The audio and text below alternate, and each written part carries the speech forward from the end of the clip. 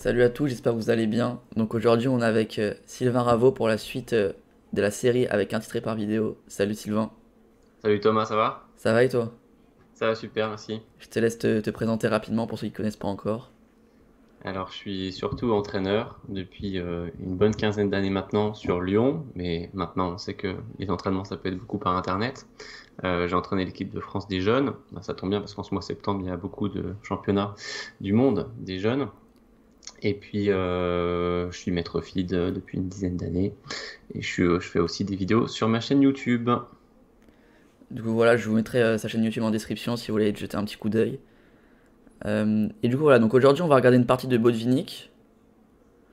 Euh, Ouais, j'ai choisi une partie que j'ai souvent montrée en cours, où il ouais, a joué contre Flore.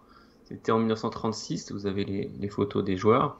À Moscou, tournoi de Moscou, où ils avaient invité 5 joueurs étrangers pour affronter 5 joueurs soviétiques, pour faire progresser les joueurs soviétiques. 1936, c'était pas encore la domination soviétique. Ça arrivait justement après avec Botvinnik, et c'est seulement Fischer après qui mettra fin à cette domination. Alors pour la petite info, le tournoi était gagné par Capablanca avec 13 sur 18, un vaincu, 8 victoires, 10 nuls. Juste devant Botvinnik, un point derrière. Et Flore, qui va avoir les pièces noires dans cette partie, a fini troisième du tournoi. Il y avait aussi Emmanuel Lascar, ancien champion du monde, hmm, dans ce tournoi qui a fini en milieu de tableau. ok ok. Du coup on va directement passer à la partie. Allons-y. Donc oui, le thème de la partie, c'est le jeu positionnel et faire les bons choix et prendre le temps aussi de se poser des questions quand on joue une partie. Et j'aurai 7 questions pour vous au total dans cette partie, euh, sur lesquelles vous pourrez plancher tranquillement en mettant la pause. Du coup Botvinnik a décidé de jouer au 4. Voilà. Et on va avoir une ouverture assez atypique puisque Flore, qui était dans les meilleurs joueurs du monde à l'époque, il a répondu par cavalier F6, la défense Alekhine, qui est une ouverture assez provocatrice. On invite les blancs à faire E5. Et il l'a joué. 5. Donc c'est coup critique toujours. Cavalier D5. On va pas aller dans les détails de l'ouverture, c'est pas l'objectif. Ouais. Ma première question va arriver au 11e coup. Donc juste des petits détails par rapport à l'ouverture, des petits coups théoriques. Donc il y a eu D4, D6. Les noirs attaquent le centre des blancs, c'est leur objectif dans la Léquine. Il y a eu cavalier F3, sachant que une Cavalier autre grande variante c'est C4, bien Ouais. sûr, qui va attaquer. Il y a la 4 pions et il y a la variante d'échange. Donc il a joué la coup classique cavalier F3. Ouais. Ici, il y a eu un coup un peu étonnant de Flore fou G4. Sinon, il y a pion prend E5 qui est un grand coup et G6 aussi, c'est jouable. Fou G4, fou E2. Bon, il se déclôt Ok. Ouais. tranquillement. C6, on voit un peu plus souvent le coup E6 pour préparer fou E7 et petit roc.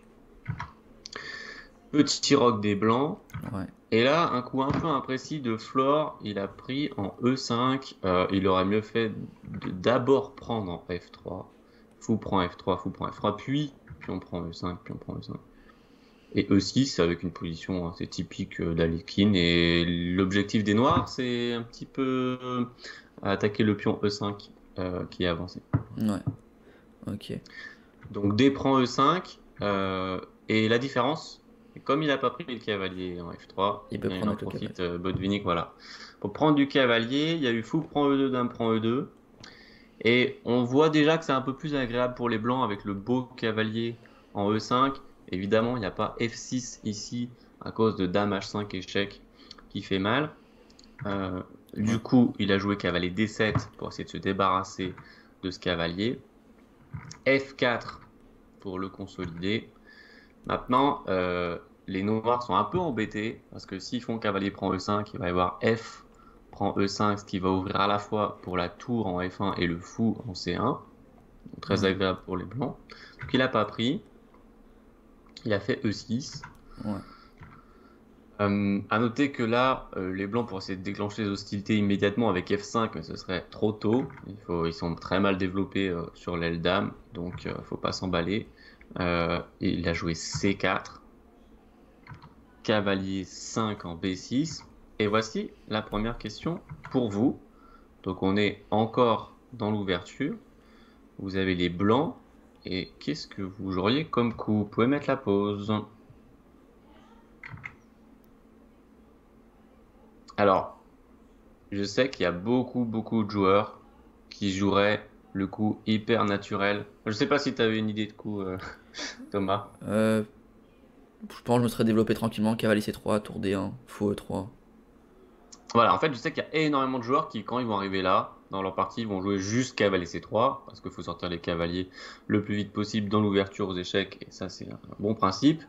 Et malheureusement, ici, si on regarde pas les détails, entre cavalier C3 et fou E3, ou même éventuellement tour D1, ouais, on va se faire avoir. Donc, si on joue cavalier C3, Ouais, on se prend cavalier prend E5. Et soudainement, on se rend compte que la dame noire attaque le pion D4. Euh, et même si on prend du pion D pour pas perdre un pion, et on va quand même perdre un pion parce qu'il va faire dame D4 échec et prendre le ouais. pion C4. Voilà. Et si on fait dame prend, il y a cavalier prend. Ouais, on perd le pion C4 immédiatement. Ok. Exactement. Donc en fait, ça c'est un moment intéressant parce que je sais qu'il y a beaucoup de joueurs qui dans l'ouverture se disent de toute façon l'ouverture c'est juste pour développer les pièces, donc je développe. Et en fait, il faut pas développer n'importe comment. Il faut regarder ce que peut faire l'adversaire. À noter que les noirs ont presque rien à faire ici évidemment et donc très peu de menaces. Par contre, ils ont au moins une prise qu'on doit regarder, c'est cavalier prend E5. Il faut au moins la regarder. Et Ouais. aussi se dire que le pion D4 n'est pas protégé. C'est quand même notre pion central et il est en face d'une dame, donc on doit être vigilant sur ce genre de choses. Voilà. Ouais. Donc il a joué fou E3, Botvinnik, sans surprise, donc, le futur champion du monde. Ce sera 12 ans plus tard qui deviendra champion du monde. Puis après, il restera pendant 15 ans en perdant le titre de temps en temps, puis en récupérant. Fou E7 de Flore, cavalier C3, petit roc. Alors, là, il y a un coup hyper naturel qu'il aurait pu jouer, c'est tour à D1. Alors, je vous conseille de jouer comme ça en général, de faire des coups très simples qui développent bien les pièces. Là, il a fait un coup un peu inhabituel, tour F3. Ok. Pour coulisser avec la Donc, il tour. se garde les options. Voilà. Il coulisse, il se garde les options tour G3, tour H3. Ouais. Mais c'était plus normal de sortir la tour A1 d'abord, hein. Ouais. Dame U8 de Flore, donc il se prépare à défendre. Alors, ce qu'il faisait très bien, Flore, c'était se défendre contre les idées de l'adversaire. On va le voir plusieurs fois dans cette partie. Ouais. Et cette fois, il fait tour D1 quand même. Donc, s'il y avait eu tour H3, par exemple, si les blancs étaient d'humeur énervée, qu'ils avaient fait tour H3 avec l'idée dame H5, il aurait pu avoir F5. Et la dame blanche a du mal à venir sur la colonne H parce que la dame surveille H5 et le fou surveille H4. Ouais. Ok. Voilà. Donc ça, on peut pas lancer une attaque comme ça en 2-3 coups et battre un joueur du niveau de Flore. Donc il a fait tour D1, tour D8.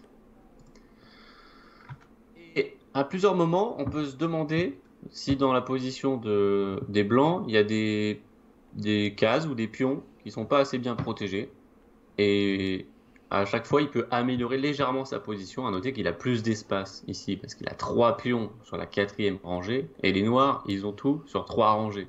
Ils ont que des pièces et des pions sur les rangées 6, 7, 8. Ouais. Donc plus d'espace pour les blancs, donc plus agréable, plus facile à jouer, plus facile pour manœuvrer les pièces. Et dans ce genre de situation, eh ben, souvent on conseille de ne pas se presser. Et parfois même l'adversaire va craquer de lui-même parce qu'il est tellement mal et serré qu'il va craquer. Ce qui va pas être le cas de Flore, parce que c'est un des meilleurs joueurs du monde. Mais ça peut être une bonne technique de jeu pour vous quand vous avez beaucoup d'espace et votre adversaire est mal. N'essayez pas forcément de gagner la partie par du jeu direct et améliorer tranquillement votre position. Il a fait B3 pour protéger bien le pion C4, ce qui fait que ça va libérer sa dame, parce que si sa dame voulait aller quelque part, il y aurait eu cavalier prend E5 et cavalier prend C4. Ouais. Ça dame bouge. Donc B3, il améliore. Inconvénient de B3, le cavalier C3 n'est plus protégé. Il faudra faire un tout petit peu attention peut-être à ça, des petits fous B4 qui peuvent venir vite fait.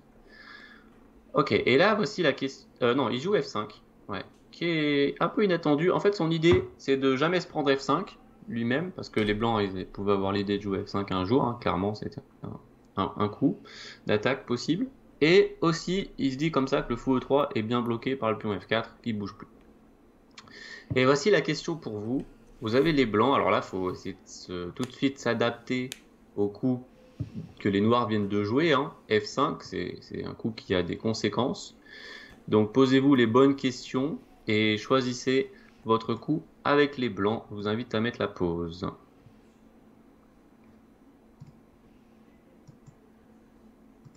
Alors, c'est pas évident du tout, cette Hmm. question-là. C'est pour ça que je l'ai sélectionné. Donc il a joué le coup qui peut sembler étonnant, cavalier D3. Il recule le cavalier. Alors pourquoi il fait ça? il s'est rendu compte que les noirs pouvaient avoir envie de prendre en E5 maintenant que le pion est sur F5. Ouais. Euh, Quand il a fait F5, il a créé un pion arriéré en E6, donc sur une colonne semi-ouverte. Ce qui fait que les blancs peuvent aussi avoir l'objectif naturel d'attaquer ce pion sur la colonne, et si les noirs prennent en E5, les blancs vont devoir reprendre avec un pion, et ce sera fini. La Ouais. colonne va se boucher. Voilà. Il va effectivement plutôt prendre 2 dés peut-être pour ouvrir pour le fou E3, mais il pourra plus du tout attaquer le pion E6. Ouais. Ouais, c'est l'occasion de placer un principe que je donne très souvent à mes élèves, c'est que aux échecs, quelque chose de faible, c'est quelque chose qui peut être attaqué par l'adversaire. Euh, et si on peut plus du tout attaquer le pion E6, ben on va pas dire qu'il est faible en fait. Voilà. D'ailleurs, Euh, d'ailleurs ici, un- il peut pas essayer de jouer avec G4 pour jouer sur alors ça, E6. ça peut être un plan pour plus tard, éventuellement, ouais. Peut-être roi H1, tour G1, G4. Ouais, ok. Mais il préfère garder les options d'attaquer le pion E6 pour l'instant. Donc il joue Ok. cavalier D3. Fou F2, ça aurait été une autre idée pour protéger et prendre avec la dame sur cavalier prend E5. Ouais. C'est juste qu'on perdait du temps. Cavalier prend E5, dame prend E5, fou F6. On doit reculer la dame. Et puis notre pion D4, il se fait un petit peu cibler, un petit peu désagréable. Ok, donc cavalier D3, très bien joué. Et ça correspond à un principe en même temps de quand on a plus d'espace, on essaye de pas échanger les pièces. Comme ça, l'adversaire il reste embourbé. Et là, on voit que le cavalier B6, il est vraiment dans le dur. Est bloqué par le cavalier D7, qui lui-même espérait s'échanger contre le cavalier E5. Maintenant, il y a un peu un embouteillage chez les noirs. Ouais. On voit aussi que le cavalier D7 et le fou E7 gênent un peu la tour et la dame. Donc, c'est quand même très resserré la position de Flore. Fou F6, fou F2. Et là, on voit tout de suite qu'il a l'idée de tour E3, qui serait assez pénible si Ouais. les noirs ne font rien. Bien qu'il faudra peut-être encore pour défendre le pion D4 d'abord. Dame F7. Là, il fait cavalier E1 pour bien défendre le pion D4, qui était un petit peu fragile. Je regarde où est la prochaine question. Ok, ouais, elle est assez loin, donc on va pas mal dérouler jusqu'à la prochaine question. Il y a eu tour Fe8, tour FD3. Donc Ouais. les deux tours qui étaient en F qui jouaient plus du tout se repositionnent. Et cavalier F8. Ok, donc là, on voit que Flore, il a barricadé le pion arriéré E6. Il n'y a plus de problème. On voit pas comment les blancs vont pouvoir attaquer sérieusement ce pion. Donc Botvinnik va devoir trouver autre chose. Alors déjà, il remet son cavalier en F3, ce qui est normal, parce qu'il était vraiment en retard. Dame C7. Donc on voit qu'il y a encore un pion pas protégé chez les blancs et Flore, il l'attaque. Mm. Et d'ailleurs, Botvinnik, il se trompe un peu ici. Il n'a pas fait beaucoup d'erreurs dans cette partie. Et là, il a fait une imprécision. Il devait jouer tout simplement G3. Voilà, c'est un autre conseil que je donne souvent, de jouer simplement aux échecs. On a un pion attaqué, on peut protéger avec un pion. En plus, l'adversaire n'a pas de fou de case blanche. Je vois pas pourquoi on va avoir peur de case blanche autour du roi. Ouais. Et donc, il n'y a pas de problème. Je sais pas si vous voulez garder un futur fou H4. Bon, je ne sais pas. En tout cas, il aurait dû faire ça. Il a fait cavalier E5. Il y a eu cavalier BD7. Donc le pauvre cavalier B6 qui essaye de s'échanger encore contre le cavalier E5. Ouais. Il y a eu Dame D2. dame D2, ouais. Il pouvait pas faire cavalier F3 comme il a fait tout à l'heure, reculer le cavalier pour refuser l'échange parce qu'il y avait dame prend F4. C'est pour ça qu'il aurait dû faire G3. Ouais. Dame D2, et là, Flore il a raté sa chance d'égaliser alors qu'il était quand même moins bien depuis le début de la partie. Il a joué fou E7, il a continué à manœuvrer et il aurait dû faire cavalier prend E5. D prend E5, tour prend D3, dame prend D3, fou E7. Et je voulais vous montrer ce diagramme. À noter qu'il n'y a pas de fou prend A7 à de B6, le classique, le fou se fait coincer. Mais je voulais vous montrer que les blancs ont la colonne ouverte, mais ils ne peuvent pas du tout rentrer parce que le fou et le cavalier des noirs surveillent toutes les cases. Ouais. Donc pas grand chose à faire malheureusement ici, puis il va y avoir tour D8 qui arrive. Donc c'est égal. Ouais. Il a raté ça, et c'est pour ça que il aurait dû jouer G3, ouais. Botvinnik pour pas risquer de se prendre ça. Donc fou 7 a été joué. Je reviens sur mon analyse. Ouais. Cavalier F3, cette fois il recule par contre. Il n'a pas raté 2 fois l'occasion de reculer. Ouais. Cavalier F6, le cavalier B6 a été bien amélioré. Il peut essayer de bondir sur E4 à un moment donné. Dame C1, d'ailleurs il y a eu cavalier E4. Il peut évidemment pas prendre, sinon pion prend fourchette. Ouais. Cavalier E5. Cette fois, il menace de prendre en E4. Cavalier prend F2. Alors, même si le fou F2 était pas terrible, là, c'est quand même un fou. Et aux échecs, quand on peut attraper avec un fou un cavalier, souvent on aime bien. Donc, cavalier prend F2, roi prend F2. Cavalier D7, il veut se débarrasser du cavalier en E5. Ouais. À noter qu'une pièce échangée, ça a un petit peu soulagé la position des noirs, même si elle reste toujours serrée. Ouais. Dame E3, cavalier prend E5, et cette fois, il faut choisir entre FE et DE. Bon, DE, c'est comme tout à l'heure, il va y avoir tour prend D3 suivi de tour D8, c'est pas terrible, donc il a fait FE.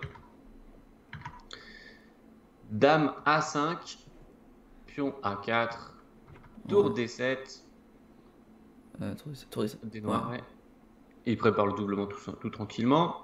Et là, Botvinnik, il veut améliorer la position de son roi, qui est sur une case noire, sachant qu'il y a un fou de case noire en face. Il n'a pas très envie de rester sur la diagonale C5, F2, là. Il peut avoir des petits fous C5. Voilà, s'il fait un petit D5 ici, par exemple, qui peut être un de ses plans, fou C5 qui arrive, et pas plaisir. Donc, il veut le mettre sur une case blanche. Et souvent, je pose la question à mes élèves ici, où est-ce que vous mettez le roi? Et ils essayent des cases, F1, G1, G3. Et en fait, c'est aucune de ces cases, c'est pion G3 suivi de roi G2. Et là, il se rend compte qu'il va être bien placé en G2.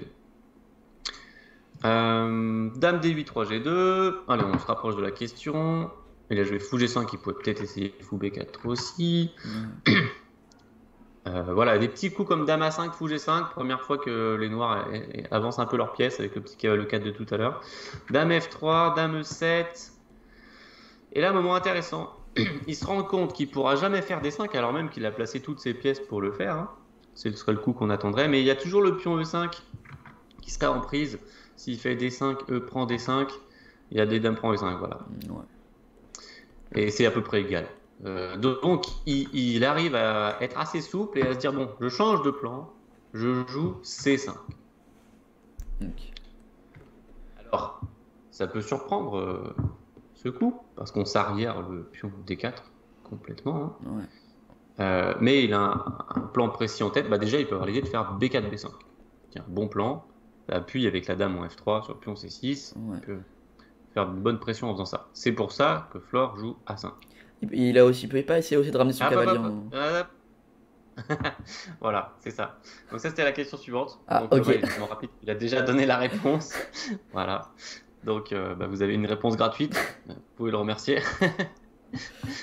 Voilà, donc A5. Ouais. Et là, c'était la question qui Ok. était effectivement pas une des plus dures, mais c'était toujours intéressant. Ça aurait été que faire avec les blancs. Après, il est vrai qu'on n'a pas grand-chose à faire maintenant. Mm. On a plus que un ou deux plans quasiment. Et très important de s'occuper du cavalier. Ouais, vous avez rendu compte, Thomas, il s'est tout de suite rendu compte que le cavalier était dans le dur. Il peut pas avancer, il y a tous les pions qui visent des cases. Et la question serait que faire avec ce cavalier. Alors, il y a un coup qu'on me propose parfois ici, c'est G4 avec l'idée que les noirs prennent et qu'il y aura cavalier E4. Sauf que, évidemment, les noirs ne vont pas prendre. Ils vont faire un comme G6, par exemple. Et puis, la position reste toujours aussi problématique pour le cavalier blanc. Donc, cavalier B1. Bravo, Thomas, qui avait tout vu à l'avance. Et alors, vous allez voir comment Flore va se défendre. Alors, voilà, il a trouvé que la case D6 était une case fantastique pour le cavalier. Et il a vu qu'il y avait une bonne route. Ouais, et en plus, Donc, il y a le pion à 5. voilà, en plus au passage. Ce que vous devez essayer de faire quand vous avez des cavaliers en difficulté, c'est de les replacer. Essayez de voir s'il n'y a pas des bonnes cases, des cases fortes, qu'il peut essayer d'atteindre. Et après, c'est de trouver la route pour y aller. Parfois, c'est plus facile de partir de la fin pour trouver la route, pour aller quelque part. Alors, il s'est bien préparé, il a joué dame F8. Juste après, je vais vous montrer une défense magnifique de l'ordinateur. Mais regardez déjà ce que Flore il a fait, c'est pas mal du tout. Il y a eu cavalier A3, fou D8, il défend le pion A5 avant même qu'il soit attaqué, cavalier C4 et fou C7. Et il s'est préparé à capturer le cavalier s'il bondit en D6. Voilà. Donc déjà c'était une super, c'était une bonne défense. C'est pas si facile de faire craquer la position noire ici. Il a joué quand même cavalier D6. Hein. Son idée, c'est que si le fou prend, il va reprendre avec l'un des deux pions. Ça sera une future question d'ailleurs tout à l'heure, un moment où les noirs prendront, je vous poserai la question avec quel pion vous préférez reprendre. Ça sera une question plus tard. Donc on va continuer cette partie après, mais je vous montre la super défense de l'ordinateur après cavalier B1, si tu reviens au 34e coup. Ouais. Défense assez incroyable. Il a trouvé tour D5. On se dit, mais ça sert à quoi tour D5? Et après cavalier A3, il fait B6. En fait, la tour D5, elle bloque la dame blanche qui n'attaque plus le pion C6. Et B6, ça joue sur le clouage, avec le cavalier A3 pas protégé, avant qu'il arrive sur C4.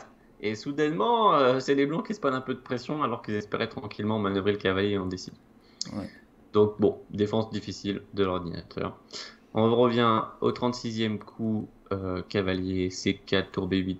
Ah, ouais, C4 ou C7. Okay. Cavalier D6. Le cavalier est arrivé. Et pour l'instant, Flore il va essayer de pas le prendre parce qu'il veut pas laisser un pion passer protéger son adversaire. Il joue tour B8. Et voici la question numéro 4, si je ne me trompe pas. Voilà. Vous avez un très beau cavalier en D6. Et ça, c'est bien. Mais qu'est-ce que vous allez en faire? Il vous faut un plan. Est-ce que vous trouvez un plan de jeu pour les blancs? Vous pouvez mettre la pause.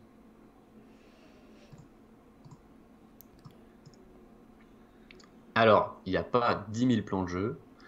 Le principal, c'est de jouer pour le levier B4. Ouais. C'est d'ouvrir la colonne B et essayer de cibler le pion B7 arriéré. Notez qu'il faut essayer de trouver des cibles souvent aux échecs, notamment quand on a une bonne position. Soit essayer de trouver des cibles attaquées, ou sinon essayer de créer des faiblesses pour les attaquer plus tard. Juste. Si vous êtes... Ouais. Cavalier prend B7, ça peut exister ou pas? Exactement, très intéressant ça, on me l'avait proposé un jour. Okay. Je l'avais pas dans mon analyse à ce moment-là, je l'ai rajouté du coup. C'est tour prend B7, dame prend C6, fou D8 disons, dame prend E6, et on vient de choper 3 pions pour le cavalier, et on a 3 pions passés liés, c'est très intéressant. Je crois que l'ordinateur donne seulement un léger avantage blanc après tour F7, mais c'est très agréable à jouer, quoi. On peut jouer C6, voilà, ça va être, je pense, assez un cauchemar pour les noirs dans la pratique. Ouais. Donc très intéressant qu'il prend B7, si c'est le coup que vous avez choisi, vous pouvez aussi vous accorder un point de créativité. Et bien joué Thomas de l'avoir envisagé. Donc il a joué tour B1, plus tranquillement. Okay. En fait, je pense qu'il veut pas prendre de risques aussi. C'était un peu son style de jeu. Il aime bien contrôler la situation. Et donc il se dit que quand il prend B7, ça peut peut-être devenir un peu incontrôlable. Et il préfère jouer tranquillement pour B4 et il demande ce que les noirs peuvent faire. Je regarde juste la prochaine question, ce sera la 5e. Ouais, elle est dans pas longtemps, il ne faut pas qu'on aille trop vite. Il faut que tu essayes de ne pas dévoiler des plans trop vite. Alors, dame D8, pion B4, AB. Ouais, il ne faut pas qu'il laisse B5, sinon il risque de se faire marcher dessus. Donc, tour prend bien sûr. Fou prend D6. Voilà, bon, je l'avais anticipé cette question. Vous devez choisir. Si vous reprenez avec le pion C ou avec le pion E, et évidemment, vous devez motiver votre choix, vous devez justifier votre choix. Vous pouvez mettre la pause. Alors, on a 2 bonnes raisons de prendre de E. Je ne sais pas si tu les vois, Thomas. Bah, déjà, jouer sur le pion E6. Voilà, donc on crée un deuxième pion arriéré. C'est le retour du pion E6 arriéré qu'on avait en début de partie, mais qui avait disparu à cause du pion E5. Et la deuxième, peut-être d'empêcher les noirs de se libérer avec B. Voilà, on laisse le pion B7 arriéré, parce qu'on a notre pion C5 qui met une pression. Ouais. Donc ED. Et maintenant, on a 2 pions du coup arriérés à se mettre sous la dent. E6 et B7. C'est très intéressant parce qu'on a 3 pièces lourdes, donc on va pouvoir éventuellement switcher nos attaques de l'un à l'autre. À noter qu'on vient de créer ce qu'on appelle le pion passé protégé, c'est le pion D6. C'est hyper fort aux échecs un pion passé protégé. L'adversaire a beaucoup de mal à s'en débarrasser et il est à 2 cases de dame ce pion. Ça fait pas du tout rigoler les noirs. Là. Voilà. Donc il y aura une autre question qui va arriver bientôt. Il y a eu dame A5, tour DB3, tour 8. Dame E2, donc là, comme tout à l'heure, il aurait pu faire tour prend B7, c'est un avantage, net avantage. mais je pense qu'il a peut-être eu peur de petits dames D2 dans des variantes, des trucs, Ouais, comme il était peut-être pas sûr, euh, il a préféré faire dame E2 plutôt que de prendre ouais, ok. en B7. En fait, il sait que sa position est toujours très bien et il se presse pas. Dame A8, protège le pion. Tour E3, voilà, il switch de faiblesse. C'est pas si facile pour une noire défendre, il faut faire roi F7. Et incroyable, donc la position des blancs est vraiment belle, hein. On se dit que ça va craquer à un moment, la position des noirs, c'est obligatoire. Et Botvinnik, bon, qui n'avait pas encore l'expérience qu'il aura plus tard, hein, mais quand même, il fait une erreur classique. Il se laisse un peu griser par la qualité de sa position. Je pense qu'il, quand il regarde sa position, il se dit c'est vraiment exceptionnel. Et du coup, il se relâche un peu. Il y a une faute classique de joueur d'échecs, hein, on le voit très souvent. Et il fait Dame C4, qui a l'air très bien, hein, parce qu'il se met en face du roi. Il crée des petites idées tour E5, tour F3. Il peut faire Dame B3 pour cibler en même temps le pion B7 et le pion E6. Bref, il peut faire pas mal de choses. Et il se trouve que les noirs ont un coup miraculeux que Botvinnik leur a laissé. Et je vous invite à trouver le coup de Flore en mettant la pause. Et en fait, il va jouer sur un vis-à-vis qui est complètement inattendu. C'est la Dame A8 et le Roi G2. Donc là, on se disait pas qu'il allait se passer quelque chose par rapport à ça. Et il joue B5. Et malheureusement, Botvinnik ne peut pas faire A prend B, ce qui en d'autres circonstances aurait été gagnant parce qu'il perd sa dame après, puis on prend B5 échec, découverte. Et du coup, c'est la très mauvaise nouvelle car le pion arriéré vient de se désarriérer, Mm. pion B7. Euh, et c'est pas fini les problèmes. Alors il joue dame C2. Pour défendre. Ah oui, on peut montrer une autre variante, pardon, aussi, à la place de dame C2, c'est C prend B6 en passant. Il y Ouais, a C5 échec et on perd la tour. Donc malheureusement, on peut ni prendre en B5 ni prendre en passant en B6. Alors que c'est les deux coups qu'on avait prévus, hein, en cas de B5. Donc dame C2. Et là, il s'arrête pas en si bon chemin. Flore, il fait tour prend D6. Et il continue à jouer sur le vis-à-vis. Et après, puis on prend D6. C5, échec. Il va prendre la tour en B4. Soudainement, les noirs se libèrent et la position devient très chaotique, ce qui n'était pas du tout l'objectif de Botvinnik. Donc, comment on aurait dû éviter ça? Si on revient au 45e coup, quand il a joué Dame C4, et ben en fait, Dame C4 c'était négligent. Il aurait dû faire un coup comme Roi G1, par exemple. Même des fois, on peut mettre Roi H3. Ça peut être ouais. un abri aussi. On verra que dans d'autres variantes tout à l'heure, ça sera utilisé. Pour éviter des B5, en fait, c'est dommage parce qu'il n'a pas fait attention à ce coup B5 Ouais. et sa position devient moins contrôlable. Mais comme il avait un méga pion passé protégé en D6, il va quand même garder l'avantage. C'est juste qu'il doit se montrer maintenant beaucoup plus précis que tout à l'heure. Bon, on a fait l'ensemble des questions, il ne restera plus qu'une à la fin. Donc on a vu les moments importants. Donc vous avez vu là surtout ce moment de pas se relâcher. En fait, c'est ce que font tous les joueurs parce que c'est hyper naturel. On se dit j'ai fait le plus dur, j'ai pris un net avantage. Et bah en fait c'est le contraire.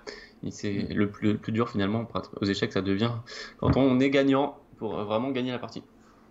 Donc on va juste montrer Dame C7 échec. Ouais. Je regarde. Il n'y a pas trop grand chose à montrer en variante jusqu'à la fin. Roi G8, D7, voilà, il pousse son pion passé. On dit que les pions passés sont faits pour être poussés. Tour F8, Dame il D6. aurait pu prendre E6, il a fait Dame D6. Il voit qu'il va prendre E6 de toute façon. Il y a eu H6, sinon il peut y avoir des petits thèmes de couloir qui commencent à tomber. Ouais. Prise, Roi H7, là il utilise le soutien du pion pour faire Dame E8, qui est un coup classique, on fait souvent. Flore, il se laisse pas faire, il fait B3 pour essayer de trouver du contre-jeu. Dame prend A8, tour prend A8. Ouais. Et là, encore une fois, ne pas se précipiter avec tour E8. Je sais qu'il y a beaucoup de joueurs qui feraient tour E8 ici en se disant, bon ben voilà, la partie est finie. Là, on se prend B2, tour prend A8, B1 dame, D8 dame, dame F1 échec, roi H4, G5 échec, et on perd à la dame et on se fait mater. Voilà. Donc, ben, c'est ça les échecs, hein, c'est que même quand on croit qu'un coup est hyper évident, de vérifier ce qui se passe. B2, Ouais. c'est normal de le calculer. Et avant jeu de tour 8, on va calculer B2. Donc il a fait AB tranquillement, Et la partie s'est achevée 2 coups plus tard. Après tour D8, tour prend B3, tour prend D7, B6. À noter qu'il y a eu un ajournement ici. Donc ils arrêtaient la partie pour la reprendre plus tard dans la journée ou carrément en général le lendemain. Ce qui fait qu'ils pouvaient analyser avant de reprendre. Et après analyse, Salomon Floor a décidé que c'était perdant et il a abandonné sans reprendre le jeu. Dans son livre Mes 100 meilleures parties, Botvinnik donne une variante qui aurait pu se passer et je vais justement vous faire chercher le coup d'après. Donc imaginons tour B7 qui est hyper normal pour bloquer le pion. La dernière question pour vous de cette partie, c'est qu'est-ce que vous auriez fait si vous aviez les blancs ici à la place de Botvinnik? Vous pouvez mettre la pause. Alors, on est toujours un peu sur le même thème hein, depuis le début de la partie, comme vous remarquez, c'est de ne pas se précipiter quand on voit un coup qui nous a l'air complètement logique, comme cavalier C3 dans l'ouverture, qui perdait un pion, ou juste avant tour 8 et on se dit c'est bon, c'est fini. Ou là, on pourrait se dire allez, on fait D5, on balance le pion et c'est terminé. Et en fait, si on fait D5, le roi noir va venir. Ouais. Je peux montrer. Ce serait roi G6 par exemple. Ouais. Et si on fait D6, roi F6, et en fait notre pion il est tout seul et va se faire dévorer par le roi, et soudainement c'est égal. Voilà, on a gâché toute la partie. Voilà, donc dans son analyse il donne roi G2, et tu peux montrer juste les coups tranquillement jusqu'à la fin. Les deux rois viennent. Ouais. Roi E6, roi E3. On va passer avec le roi derrière. Bon, s'il prend le pion, il se prend tout reprend du coup. Ouais, donc il prend pas, il garde bien son pion B6 pour l'instant. Roi C4, donc s'il prend, la finale de pion est perdante. Ouais, c'est roi D5. Et on va chercher. Donc, assez tranquillement. Ouais, donc roi D6, tour échec. Échec. Et on passe le roi. Ouais, donc il pouvait pas prendre en B6, parce qu'il y avait tour B5, et de nouveau la finale gagnante. Ouais. Voilà, là il y a roi A6 qui arrive, donc ce serait complètement cuit. La tour coupe le roi. Voilà, pour cette partie un peu longue, mais vous avez vu, on s'est arrêté à quelques moments, une dizaine de moments au total sur la partie qui était plus intéressante que les autres. Et on peut essayer de faire le bilan peut-être, Thomas? Ouais. Takam a la frise, je crois. Ah, curieux, je vais essayer de la relancer. Hop. Est-ce que... Ouais. C'est bon, ça marche. Ok, on va regarder le à retenir. Ouais, donc c'est ce que j'essaye de conseiller aussi à mes élèves quand ils analysent l'une de leurs parties, de se dire à la fin, qu'est-ce que j'ai retenu de ma partie? Et quand on étudie des parties, on peut faire la même chose. Donc c'est ce que je mets quasiment à chaque fois maintenant depuis pas mal de mois dans les vidéos de ma chaîne, en fin de vidéo. Donc au début on a vu le fameux KSC3 que beaucoup de joueurs auraient fait, je pense, et ils auraient perdu un pion et ça aurait été dans le dur tout de suite, alors que vous avez vu dans la partie c'est les noirs qui étaient dans le dur pendant 40 coups, 50 coups, presque toute la partie. Donc posez-vous des questions très simples, comme est-ce que mon pion D4 est assez bien protégé, qu'est-ce qui se passe sur cavalier prend E5, et soudainement vous allez vous rendre compte que vous pouvez pas faire KC3, vous devez faire fou 3 d'abord comme Botvinnik.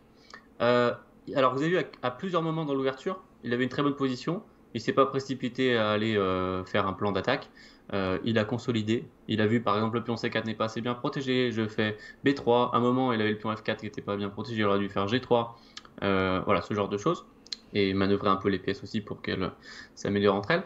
L'avantage d'espace, on a vu 2 fois le cavalier qui pouvait reculer, le cavalier de E5, alors à la fois pour éviter de masquer la faiblesse du pion arrière E6, mais juste c'est une règle qui va toujours vous servir quand vous avez l'espace et que votre adversaire il est embourbé avec plein de pièces. Ne le laissez pas échanger une ou deux pièces parce que sinon soudain sa position devient moins grave. En quatrième, c'est les casse-fortes pour le cavalier, voilà donc classique. Cinquième, le pion passé protégé. Donc c'était le pion passé protégé D6 qui, finalement, c'est grâce à lui qu'il a quand même gagné la partie, hein, malgré qu'il soit pris B5 et tour prend D6 qui faisait pas plaisir. Alors le 6, c'est un des plus importants. Hein. C'est de rester toujours vigilant, quoi qu'il arrive, même quand on a une méga bonne position. On peut se prendre des coups vraiment qu'on ne pensait pas possible, comme B5. Là, vraiment, on ne croyait pas qu'il allait y avoir B5 un jour dans cette partie. Et puis à tout moment, on peut se faire avoir par le moindre coup. Voilà, le petit tour 8 à la fin, ou le petit D5, D6 si on va trop vite et on fait pas roi G2. Voilà. À chaque fois, on peut se faire avoir en allant trop vite. Donc c'est ça.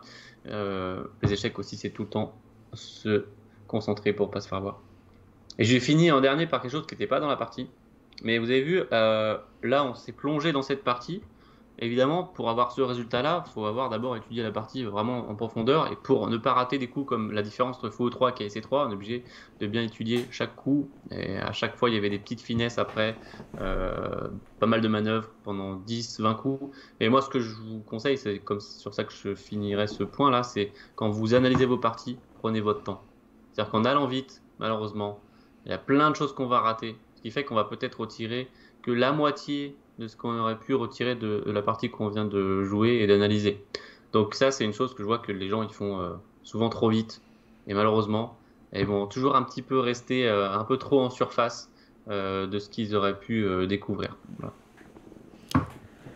Du coup, voilà pour cette partie. J'espère que vous aura plu. Merci Sylvain d'être passé. Ben, merci Thomas de ton invitation et bravo pour tout ce que tu fais sur ta chaîne, hein. Je te suis et je vois que tu es très actif, donc bravo Merci pour beaucoup. ça. Bah, de même alors. Merci. D'ailleurs, n'hésitez pas à aller regarder la chaîne de Sylvain, je vous la mets en description. Tu postes 2 vidéos par semaine, j'ai cru voir. Ouais, exact. Voilà, voilà, donc n'hésitez pas à y aller. Et moi, je vais vous dire à bientôt. Allez, Merci à tous, à la prochaine. ciao. Ciao, ciao.